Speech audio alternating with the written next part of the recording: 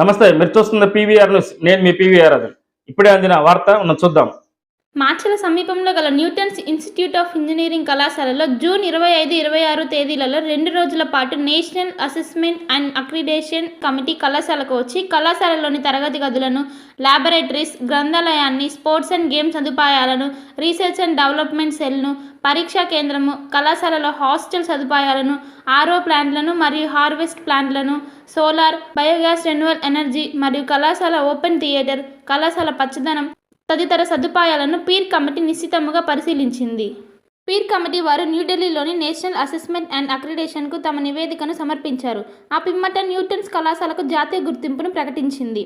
Newton's కళాశాల secretary మరియు correspondent జున్ను శ్రీనివాస్ రెడ్డి గారు కళాశాలకు జాతీయ స్థాయి గుర్తింపు రావడం శుభపరిణామమని కొనియాడారు. కళాశాలలోని ప్రతి ఒక్కరిని అభినందించారు. కళాశాల ప్రిన్సిపల్ డాక్టర్ జగదీశ్వర్ రెడ్డి గారు కళాశాల అభివృద్ధికి సహాయ సహకారాలు అందించిన పూర్వ విద్యార్థులకు, వారి తల్లిదండ్రులకు ధన్యవాదములు తెలియజేశారు. ఆల్ హెడ్స్ ఆఫ్ డిపార్ట్మెంట్, అధ్యాపకులు మరియు అధ్యాపకేతర సిబ్బందిని అభినందించారు.